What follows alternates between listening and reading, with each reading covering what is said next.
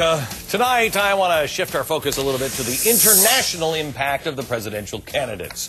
On today's global stage, we got to figure out what other countries think about our leadership. It is important, at least, to hear what other countries think here at home. So, while the Democrats are still split on who they want as president, some in the Middle East have already made up their minds. Here's the point tonight. Some Palestinians in Gaza are campaigning for Barack Obama. In him, they see the same radical possibilities that so many Americans see that share Obama's extreme leftist views. That is as terrifying as it is dangerous, and here's how I got there. According to an Al Jazeera news report, that's good, huh?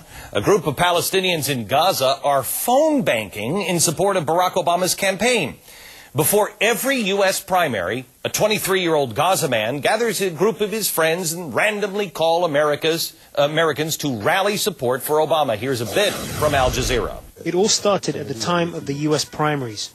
After studying Obama's electoral campaign manifesto, I thought this is a man that's capable of change inside America. As for a potential change in the Middle East, he can also do that. I think he can bring peace to the area, or at least this is what we hope. Elect Senator Obama. I will change, I will achieve the just peace in Middle East. Who's paying their salaries in the phone bank? Let's be clear, I am not saying or even suggesting that Barack Obama has solicited, encouraged, or even wants this Palestinian support. What I am saying is that this story from Al Jazeera makes it clear that some foreign countries have decided who the best American president would be for them. Who will help them further their agenda? Barack has positioned himself as an empty vessel into which Americans can project all of their hopes and dreams for change in him. Obviously, some Palestinians feel the same way. And by the way, just a note here. This isn't personal against him. If China were making calls for Hillary Clinton or Mexicans across the border were calling for John McCain, yeah, damn right I'd bring you this story.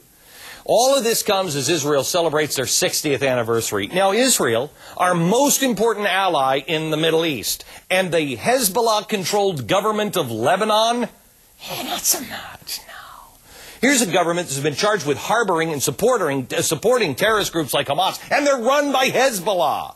And John McCain recently went so far to say that Obama is the favorite candidate of Hamas. Now, I'm not saying that, but what we do need to look at is the company Barack Obama keeps. We know it. 20 years with the radical Reverend Right.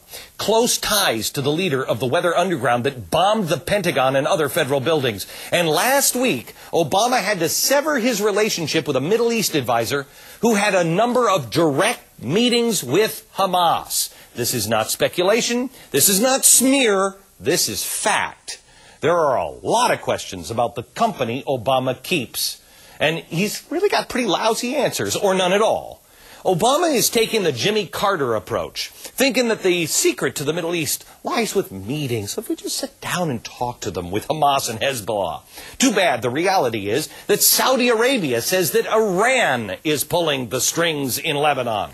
Iran's President Ahmadinejad, by the way, wished Israel a happy birthday by saying that Israel has reached the end like a dead rat. Israel is doomed to disappear. It can't be revived and is a rotting corpse.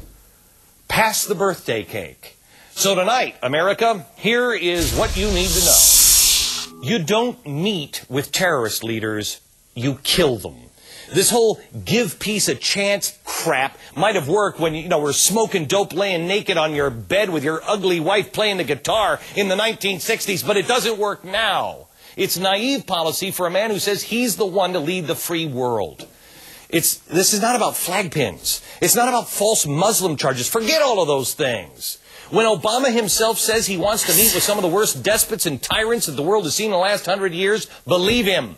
Bottom line is, some in Gaza have decided that Barack Obama is the right candidate for them, which just gives me one more reason why I know for sure he's the wrong candidate for me.